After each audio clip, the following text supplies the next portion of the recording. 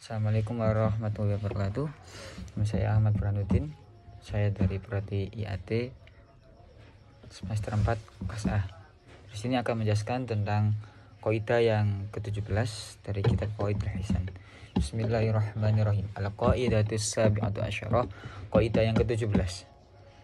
Badul asma'il al-warid fil Qur'ani idza ufrida dalla ala ma'na am al-munasib lahu wa idza kurrina ma'a ghairihi dalla ala ba'dil ma'na wa dalla ma kurina ma'ahu ala baqi.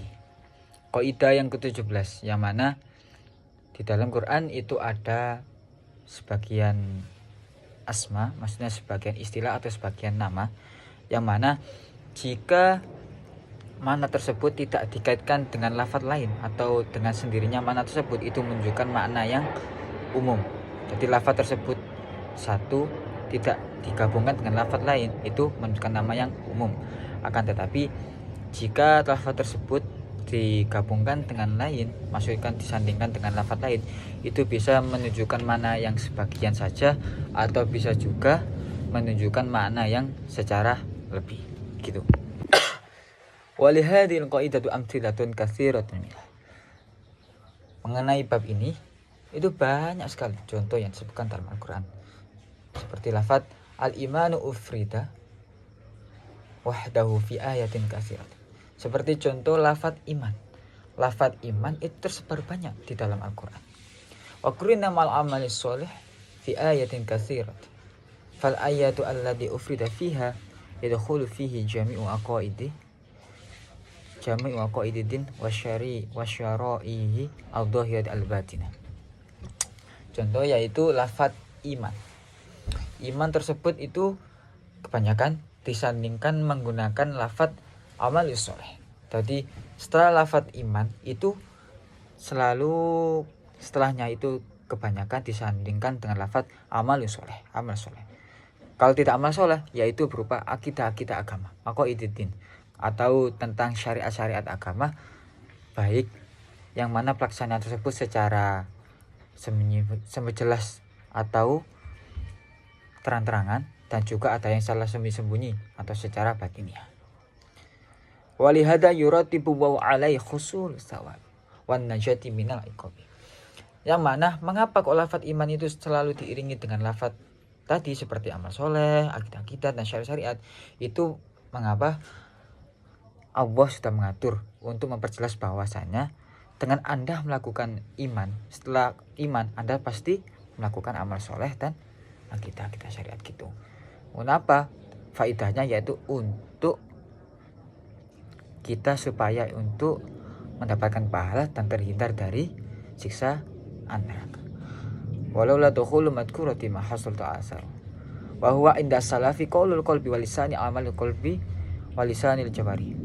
Kemudian iman jika menurut ulama salafi itu mendefinisikan bahwa yaitu ucapan yang mana kita bentuk dari iman kita itu gimana, yaitu dengan mengucapkan yang mana dari hati, dari lisan, dan melakukan amal sesuai dengan apa yang diucapkan oleh hati dan diucapkan oleh lisan.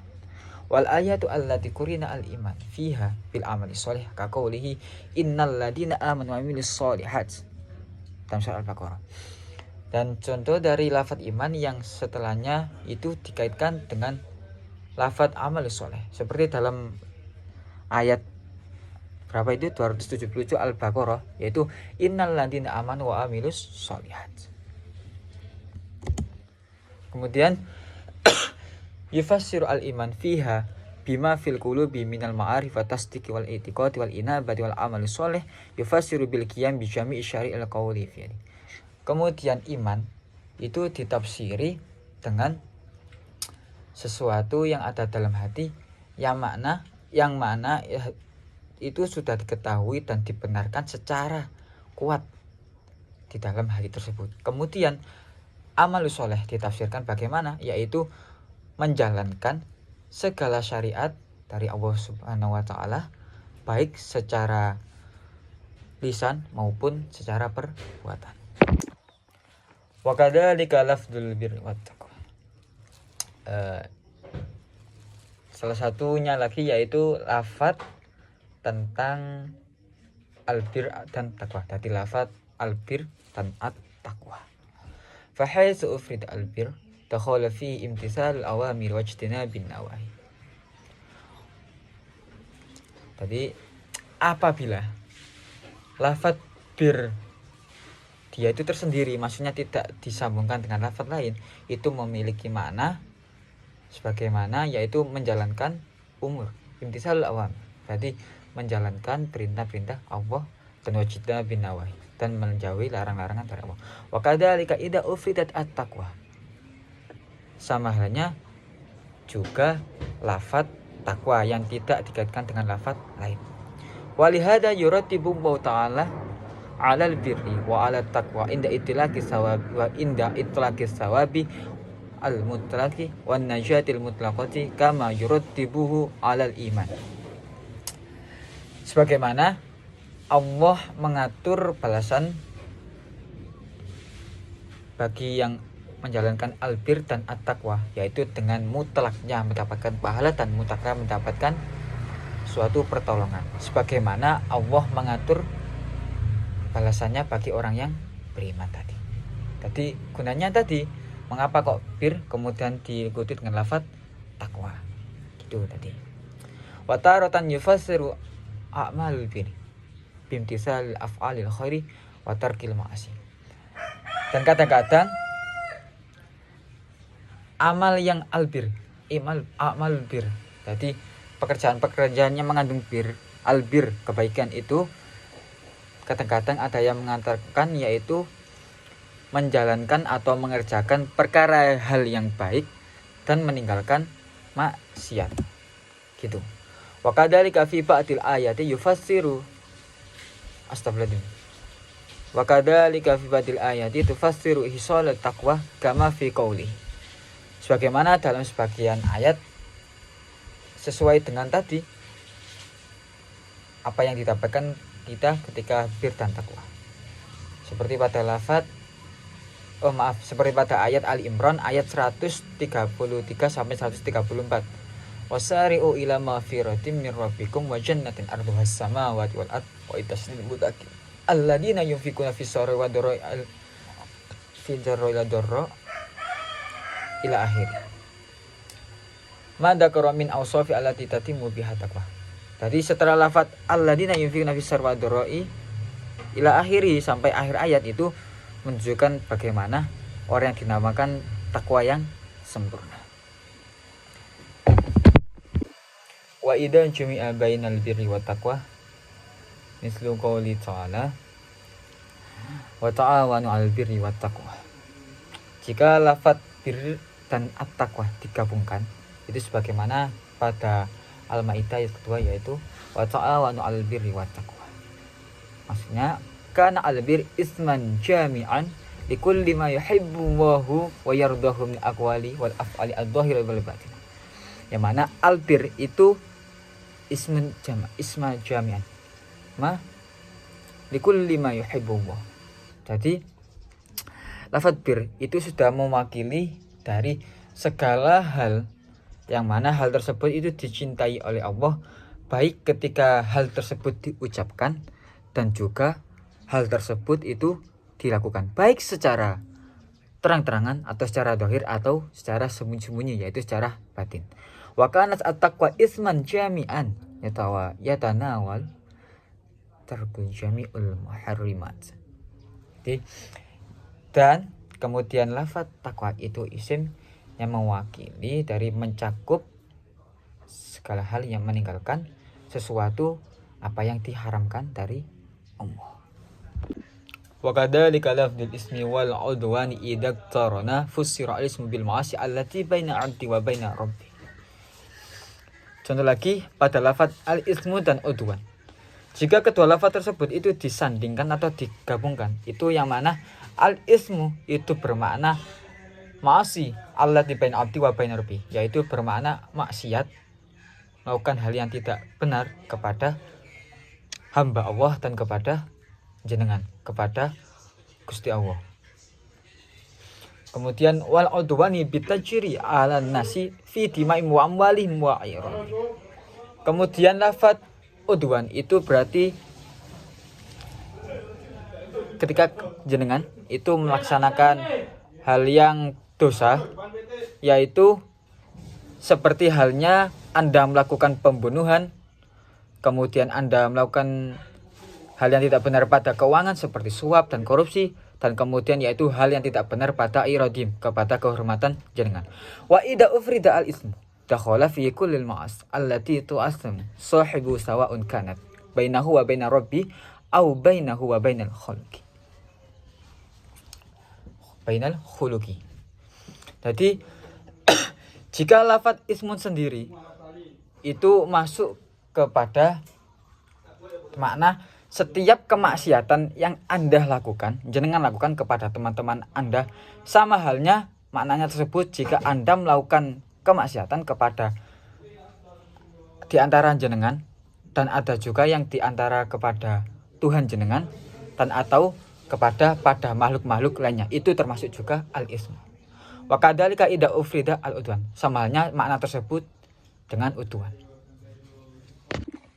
Wa kadzalika lafdzul ibadati wa tawakkali wa lafdzul ibadati wal isti'anah. Contoh lagi ketika lafaz ibadah dan lafaz tawakal. Kemudian dan juga lafaz ibadah digandengkan dengan lafaz isti'anah. Idza ufrida al ibadatu fil Qur'an tanawal jami' ma yuhibbuhu Allah Ta'ala wa yardahu zahirun wa batin. Jika lafaz ibadah sendiri itu tidak dikaitkan atau tidak digabungkan dengan lafaz lain, itu bermakna dalam Al-Quran itu diserangkan bahwa segala hal yang dicintai Allah baik secara zahir maupun secara batin. Wa min awwalima yadkhulu fi atawakkul isti'anah. Dari lafaz ibadah, contoh dari lafaz ibadah yang pertama, maksudnya yang pertama lafaz ibadah digandengkan dengan lafaz yang bermakna tawakal dan bermakna isti'anah, yaitu seperti contoh, maksudnya seperti contoh iyyaka na'budu wa iyyaka nasta'in.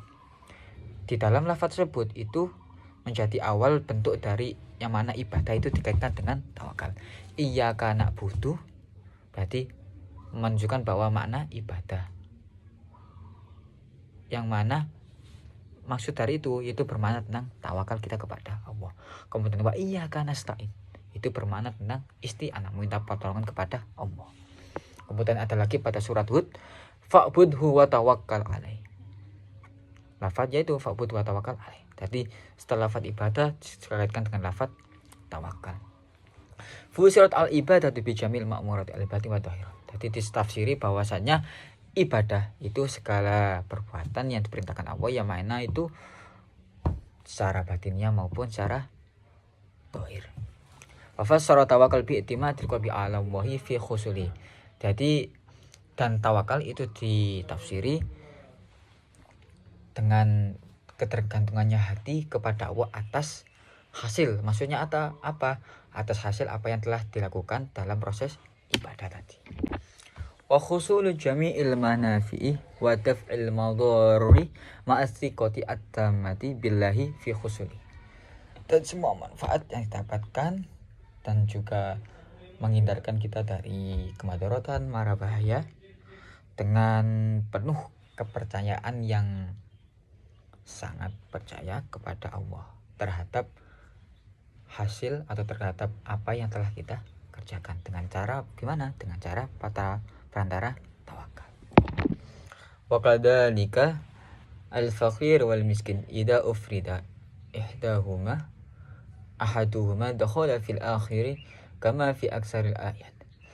Contoh lagi seperti pada lafaz al-faqir dan miskin, yang mana salah satu dari dua lafaz tersebut itu selalu ditempatkan pada akhir ayat. Kebanyakan itu ditempatkan pada akhir ayat. Wa idza jumi'a bainahuma kama fi ayatis shadaqat.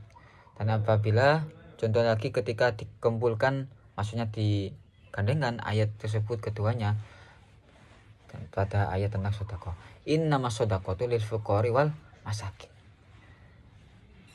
Fusiro al fikra biman istaddat hajatuhu wa kana la yajidu syai'an aw yajidu syai'an la yaqa'u minhu mauqi'an. Jadi al-fikr, tadi fakir itu ditafsiri orang yang sangat kesusahan dalam kebutuhannya. Jadi orang tersebut itu sangat susah sekali untuk memenuhi kebutuhan hidupnya, yang mana dia itu tidak menemukan sama sekali rezeki, tidak menemukan sama sekali harta untuk memenuhi kehidupannya selama itu tadi, selama dia itu tadi tidak menemukan kehidupan sama sekali. Itu namanya dengan fakir. Kemudian wa fusira al miskin biman hajatu duna dalik, dan itu maksud miskin ditafsiri dari orang yang tidak seperti itu. Maksudnya gimana? Orang miskin itu orang yang bukan memenuhi, tapi memiliki harta yang mana harta tersebut itu masih bisa digunakan untuk kebutuhannya secara sehari-hari, tapi itu masih kurang. Itu namanya miskin. Tapi kalau fakir itu tidak bisa memenuhi selama 1 hari dan tidak memiliki apa-apa, itu namanya fakir. Wa mislu dalikal alfad adallati ala tilawatil kitabi wa tamassuki bi wa huwa ittiba'u. Jadi perumpamaan di atas, maksudnya contoh-contoh dari lafaz di atas itu merupakan sebagai untuk penanda ketika Anda membaca Al-Quran. Jadi Anda itu tahu setelah membaca iman itu biasanya diikuti dengan amal soleh, ketika membaca fakir mesti ada masakin dan lain-lainnya gitu. Dan Anda pasti akan mematuhi tentang yang ada dalam Al-Quran tersebut. Dan Anda jika melakukan bahwa ittiba, maka Anda termasuk orang yang mengikuti aturan dalam Al-Quran. Yashmilu dalik al-qiyamu bidin kullu, yang mana itu bisa jangan praktekkan ketika ibadah. Fa'idha qurinat ma'as sholati kama fi qouli ta'ala utslu ma uhiya ilaika minal kitab wa aqimis shalah. Jadi pembacaan Quran biasanya digunakan ketika sholat, sebagaimana dalam ayat Quran utslu ma uhiya ilaika minal kitab wa aqimis shalah. Bacalah Al-Quran ketika Anda melaksanakan sholat gitu. Wa qawlihi walladina yumassikuna bil kitabi wa aqamus shalah. Karena dzikra as-salatu ta'diman laha wa taqidan li sya'niha wa hisan 'alaiha. Penyebutan sholat itu bertujuan untuk mengagungkan tentang ibadah sholat dan untuk menegungkan pentingnya melaksanakan sholat dan memberi semangat untuk bagi kita ketika melaksanakan ibadah sholat. Wa illa fahiya dakhilatun abil ismi al-am wa huwa at-tilawatu wa tawassuk bihi wa ma asbaha dalika min ali asma'in. Kalaupun tidak, maka lafaz sholat itu termasuk dalam nama yang umum, yakni dari kebacaannya, ketaatannya, dan juga nama-nama jenisnya tadi. Sekian dari saya, dari awal hingga akhir. Banyak kekurangan, saya mohon maaf yang sebesar-besarnya. Assalamualaikum warahmatullahi wabarakatuh.